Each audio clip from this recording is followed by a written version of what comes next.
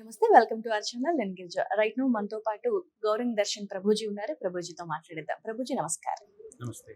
ప్రభుజీ ముందుగా ఈ habits ISKCON temple కి 50 సంవత్సరాలు పూర్తయింది. అండ్ ఈ కార్యక్రమంలో మీరు పాల్గొంటున్నారు కాబట్టి ఎలా అనిపిస్తుంది? చాలా ఆనందంగా ఉందండి. ఎందుకంటే శ్రీల ప్రభుపాదుల వారు ఒక అంతర్జాతీయ కృష్ణ భావనామృత సంఘాన్ని నెలకొల్పడానికి ఎంతో కష్టపడ్డారు. 40 ఏళ్ల పాటు కృషి చేశారు. ఆయన యుక్త వయసులో ఉన్నప్పుడు ఆయన గురువు గారు అయినటువంటి భక్తి సిద్ధాంత సరస్వతి ఠాకూర్ వారు ఆయనకు ఒక ఆదేశాన్ని ఇచ్చారు. మన ఈ కృష్ణ భావనామృతాన్ని, మన యొక్క వైదిక ధర్మాన్ని, మన శాస్త్రాలు మనకు అందించేటటువంటి ఆధ్యాత్మిక సంపదని, ఆ బోధనల్ని ప్రపంచమంతా అర్థమయ్యే భాషలో, ఇంగ్లీషు భాషలో ఎందుకు ప్రచారం చేయకూడదు? ఎందుకంటే మన శాస్త్రాలు అప్పట్లో చాలా వరకు సంస్కృతంలో, కొన్ని లోకల్ రీజనల్ లాంగ్వేజెస్లో, తెలుగు అని, బెంగాలీ అని అలా ఉన్నాయి. కానీ ఇంత గొప్ప ఆధ్యాత్మిక సంపద, ఈ పరిజ్ఞానం అంతా ప్రపంచమంతా అర్థం చేసుకునే ఒక భాషను చూడండి, ఇంగ్లీషు. ఆ భాషలో ఎక్కువగా లేవన్నమాట. సో ఆ భాషలో, ఎందుకంటే చాలా వరకు ప్రపంచంలో ఇంగ్లీష్ మాట్లాడుతున్నారు కాబట్టి ఆ భాషలో కూడా మన ఆధ్యాత్మిక ఈ సంపదని మనం ఎందుకు అందించకూడదు అని ఒక ఆదేశాన్ని, తన యొక్క కోరికని భక్తి సిద్ధాంత సరస్వతి ఠాకూర్ వారు మన ప్రభుపాదుల వారికి వెల్లడి చేశారు. ఆ గురువు గారు ఇచ్చినటువంటి ఆ ఆదేశాన్ని, ఆయన కోరికని శిరోధార్యంగా భావించి ప్రభుపాదుల వారు ఒక అంతర్జాతీయ ఇంటర్నేషనల్ సొసైటీ ఫర్ కృష్ణ కాన్షియస్నెస్ని నెలకొల్పడం కోసం చాలా చూపించారు. 40 ఏళ్ల పాటు కష్టపడ్డారు, ఎన్నెన్నో చేశారు. ఝాన్సీలో లీగ్ ఆఫ్ డివోటీస్ అని ఒకటి స్థాపించారు. తర్వాత బ్యాక్ టు గాడ్ హెడ్ అని ఒక మ్యాగజైన్ చేశారు.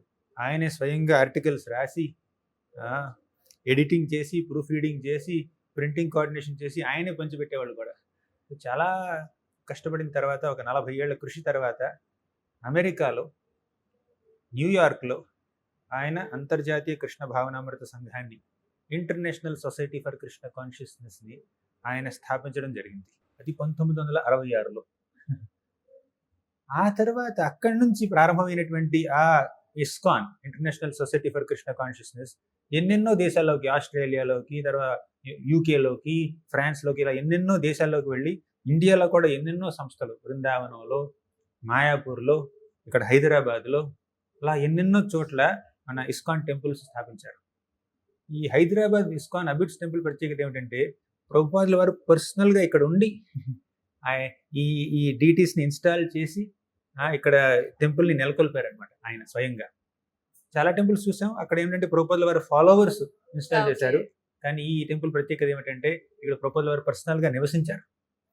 సో ఇది ముఖ్యంగా నేను ముంబైలో ఉంటున్నా కూడా, గత 20 సంవత్సరాలు నేను ముంబై, మహారాష్ట్రలోనే ఉంటున్నాను నేను. కానీ పుట్టి పెరిగింది ఇక్కడే కాబట్టి, ఇక్కడంటే ఆంధ్రాలో. ఇక్కడ ఆ తెలుగు భాష మీద ఒక అభిమానం. ఈ తెలుగు రాష్ట్రాల్లో ప్రభుపాదుల వారు స్థాపించినటువంటి ఒక మందిరం ఉంది. ఆ మందిరం ఇప్పుడు 50 సంవత్సరాలు పూర్తి చేసుకుంది. స్వర్ణోత్సవాలు జరుపుకుంటుంది. ఆ స్వర్ణోత్సవాల సందర్భంలో నేను ఇక్కడికి వచ్చి పాలు పంచుకోవడం అనేది నాకు చాలా ఆనందంగా ఉంది. ప్రభుజీ, శ్రీల ప్రభుపాదుల వారి దగ్గర నుంచి మీరు బాగా ఇన్స్పైర్ అయినటువంటి అంశాలు అంటే ఏం చెప్తారు? చాలా ఉన్నాయండి. ఒకటా రెండా? అసలు నాకు భక్తిలో కాస్తైన జ్ఞానం ఉంది అంటే, భక్తి మార్గం గురించి కాస్త కూస్తో తెలుసు అంటే, ఇప్పుడు ఆ భక్తి మార్గాన్ని ఆచరించడానికి నేను ప్రయత్నిస్తున్నాను అంటే, అదంతా కేవలం ప్రభుపాదుల వారి దయ. అసలు ప్రభుపాదులు నేను పర్సనల్గా కలవకపోవచ్చు, కానీ నాకు ఆధ్యాత్మిక పరిజ్ఞానం తెలుసుకోవడానికి, శాస్త్రాలు అర్థం చేసుకోవడానికి ఆయన పుస్తకాలే ఆధారం అండి. ప్రభుపాదుల వారు రచించారు, ఒక 60 పుస్తకాల పైన ఉన్నాయి. భగవద్గీతని, శ్రీమద్ భాగవతాన్ని, శ్రీ చైతన్య చరితామృతాన్ని, భక్తి రసామృత సింధుని, ఇలా ఎన్నెన్నో, ఈశోపనిషత్తుని, ఉపదేశామృతాన్ని ఆయన చక్కగా ఇంగ్లీష్లోకి అనువదించారు. ఎలా అనువాదం ఉంటుందంటే ఆయనది, ఈ శ్లోకం ఉంది కదా, దానికి ప్రతిపదార్థం ఇచ్చి, ఒక ట్రాన్స్లేషన్ మీనింగ్ ఇచ్చి, అనువాదం ఇచ్చి, కింద ఆయన యొక్క ఎక్స్ప్లెనేషన్, వివరణ ఇస్తారనమాట, పర్పోర్ట్.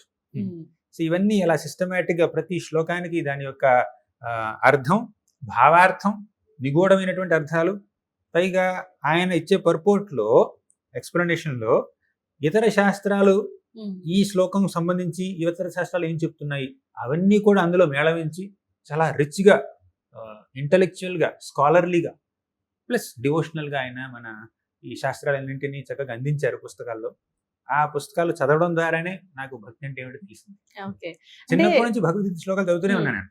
ఓకే. పారాయణం చేస్తున్నాను. కానీ ఆ శ్లోకాల యొక్క అర్థాలు తెలుసుకున్నది మాత్రం ప్రభుపాదుల వారి భగవద్గీత యథాతథంగా చదివిన తర్వాతే. ఓకే. ఓకే. సో అప్పటి వరకి ఆధ్యాత్మికత ఉన్నా కూడా ఎక్కువగా డెప్త్ ఆన్ వెళ్ళలేదు. అంటే చిన్నప్పటి నుంచి అలవాటు ఉంది. భగవద్గీత శ్లోకాలు పారాయణం చేయడం, హ్మ్. అలాగే విష్ణు సహస్రనామం, లలిత సహస్రనామం, రుద్ర నమకం చమకం హ్మ్. ఇవన్నీ పారాయణం చేసే అలవాటు ఉంది.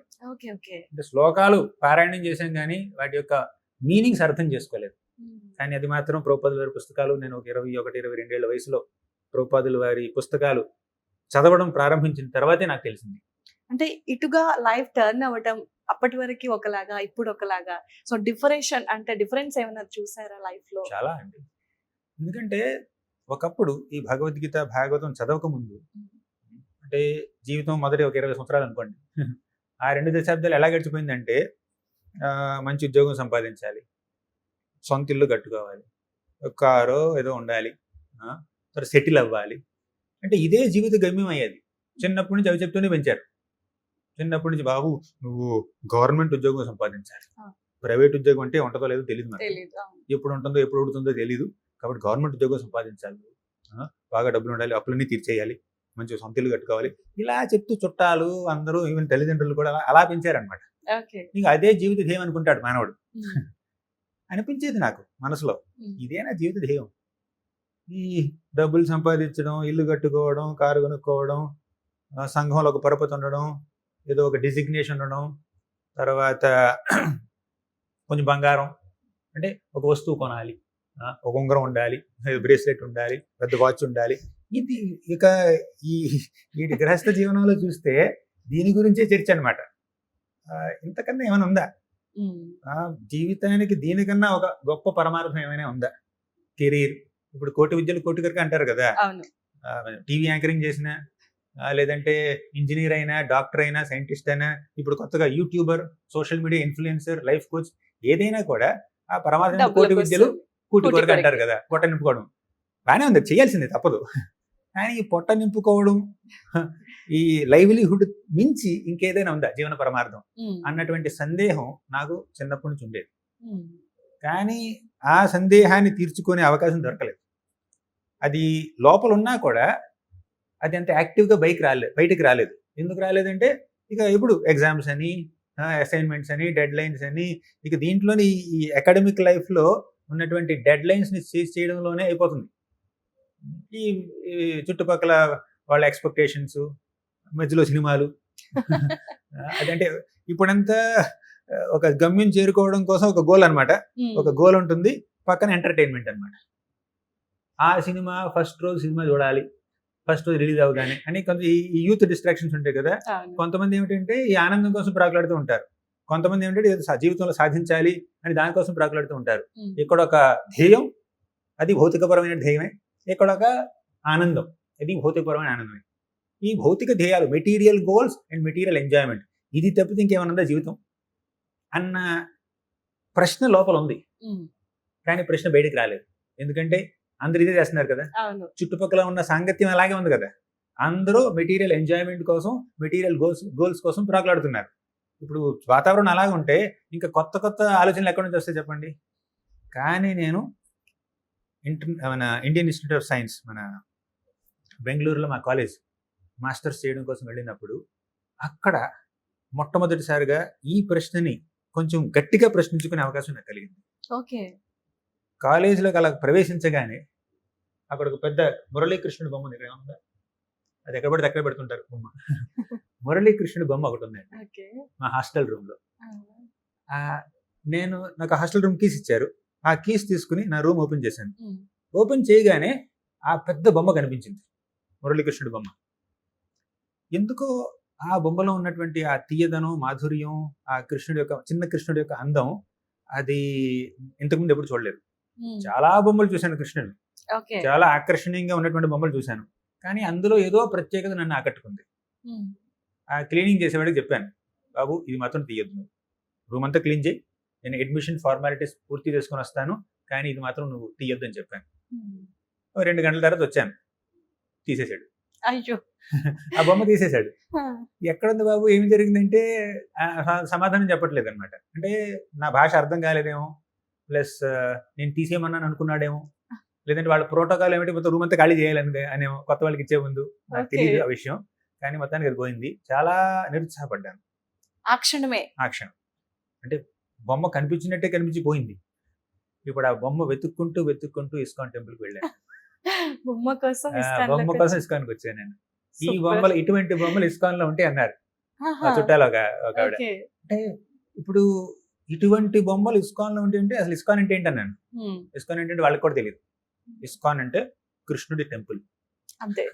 అంతే. ఇస్కాన్ అంటే కృష్ణుడి టెంపుల్. ఇస్కాన్ ఏ భాష అది? అది international society for Krishna consciousness అనే విషయం వాళ్ళకి తెలీదు. ఓకే. సరే ఏముందని కృష్ణుడి బొమ్మ కోసం కృష్ణుడి బొమ్మ వెతుక్కుంటూ ఇస్కాన్ టెంపుల్‌కి వెళ్ళాను. హ్మ్. ఆ బొమ్మ ₹20 అన్నాడు. కానీ కృష్ణుడి పుస్తకం కొంటే బొమ్మ ఫ్రీ అన్నాడు. ఓకే. కృష్ణుడి పుస్తకం తీసుకున్నాను. కృష్ణుడు పుస్తకం లోపల చాలా బొమ్మలు ఉన్నాయన్నమాట అలాంటివి. ఆహా! సో ఆ పిక్చర్ తీసుకున్నాను, పుస్తకం తీసుకున్నాను.